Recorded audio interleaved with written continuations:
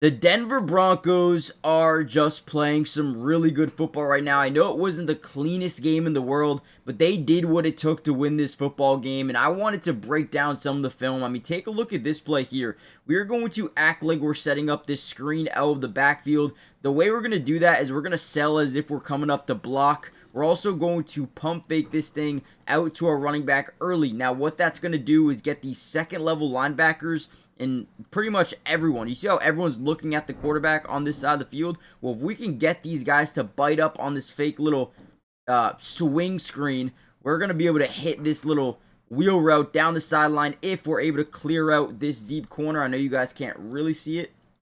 Now move my screen. If we're able to get this deep corner out of the play with the clear out to the bottom side, this is going to work out perfectly. So boom, pump fake, 44 over commits. Notice how he stops looking at the quarterback, and then boom, wide open, breaks into the second level. No one's even close. I mean, that is just execution to a T for this Denver Broncos offense and Bo Nix. I mean, look at the pump fake, boom, get the guy to bite down. He goes from staring at the quarterback, boom, stops looking, and now it's too late. You already overcommitted downhill. You allowed that guy to get behind you. And that clear out route works perfectly, man. That Cortland Sutton, I believe. Yeah, not only does he take that deep side DB, but he also takes the safety. Takes both of them out of the play.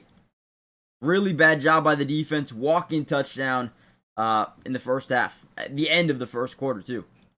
Again, the offense was not good today for the Denver Broncos, but the defense is one of the best in the NFL, and I will stand on that as the entire season goes on. I mean, they're very smart and they understand who they're going up against in this game. Justin Fields sometimes has an issue where he holds onto the ball too long. It is 4th and 8. They're right outside of field goal range to potentially take the lead in this game, and they want to go for on 4th and 8. So what do the Broncos do? They say, let's send pressure. Not only do we send 4, we send 1, 2, 3, 4, 5, 6 guys. They just don't have enough to block us all. So as we're blitzing in, Jonathan Cooper wins his matchup right away. They line up a tight end, right? We're in a wide 9. We get a one-on-one versus a tight end. That is disrespectful. And Jonathan Cooper gets the game-sealing sack on Justin Fields, as well as a couple of other guys getting there as well. This defense is ferocious, and I guarantee you the majority of the film of this game is going to come from the defensive side of the ball. The offense needed to play better. They didn't. But it doesn't matter because you won 13-11. They're finding ways to win football games. And that is the most important thing, man. Find a way to win. Get a W in the win column. And let's keep moving on to next week. Let's get better. Find a way to get better. What a big-time play right there to essentially end this football game. Another nasty play by the defense. 3rd and 9. The offensive line is going to be in kind of like a slide to the left.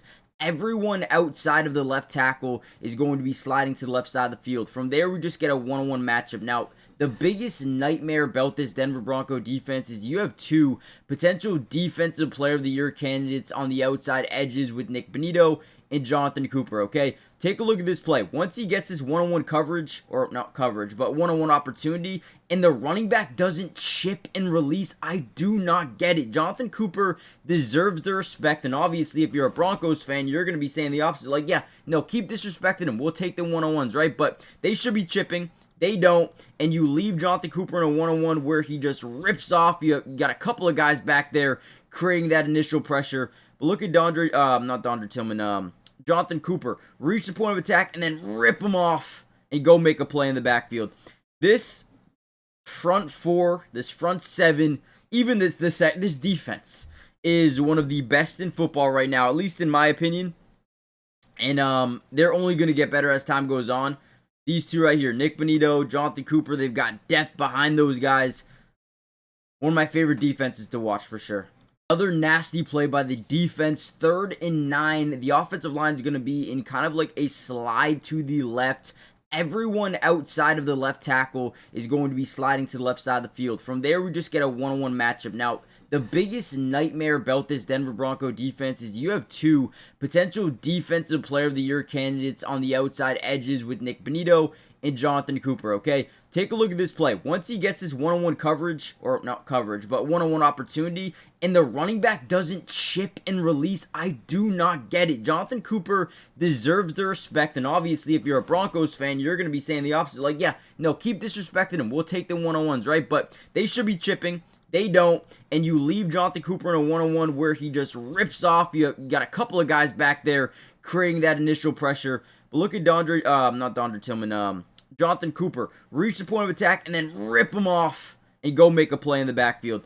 This front four, this front seven, even this defense is one of the best in football right now, at least in my opinion. And they're only going to get better as time goes on. These two right here, Nick Bonito, Jonathan Cooper, they've got depth behind those guys. One of my favorite defenses to watch for sure. Week 6 of the NFL season is officially here, and we have a pretty good Thursday night football game with rookie quarterback Jackson Dart taking on one of the best defenses in football in the Philadelphia Eagles. And with that opportunity is a chance to win over 1,000x our money.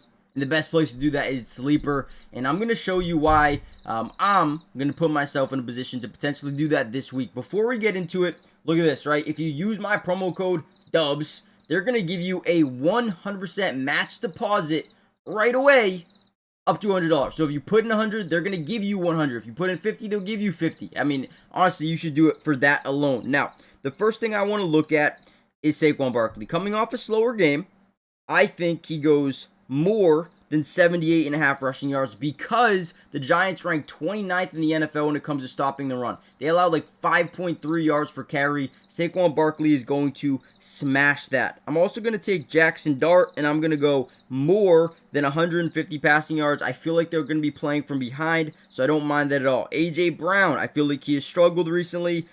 More than 40 receiving yards isn't too bad. I also do like Theo Johnson as well. And let's see, what do I want to do with Theo Johnson? I guess we can only go touchdowns right now. I'm not going to do that. Wan'Dale Robinson, 25 yards more than. I think that's fair. And if we leave it at that, that is 20 to win 60. Not bad at all. I mean, again, it's not going to 1,000x my money, but it's safe. I think it's fair. But guys, use promo code DUBS. And you'll get a 100 match on your first deposit if you haven't already done so. Terms and conditions apply. See Sleeper's terms of use for details. It's currently operational in about 25 different states. So check out Sleeper today if you haven't already done so.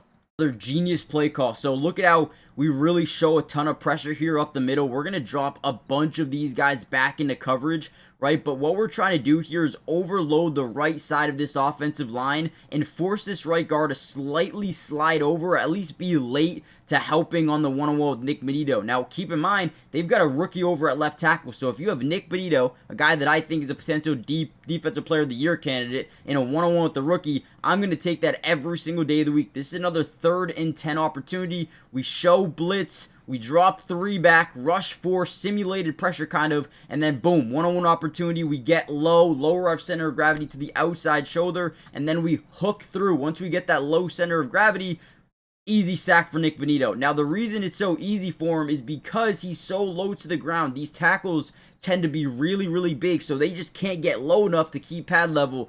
And once you get by, you hook through, and then boom, easy sack there for Nick Bonito. This defense, man, how many sacks do they have in this game? 8, 9, 10. I mean, they were everywhere defensively, and Justin Fields just couldn't get rid of the football. Alright, we are going to end the video here, guys. Hit the like button, subscribe, join the family, and I will see you guys in the part 2 with the All-22 very, very soon. Peace.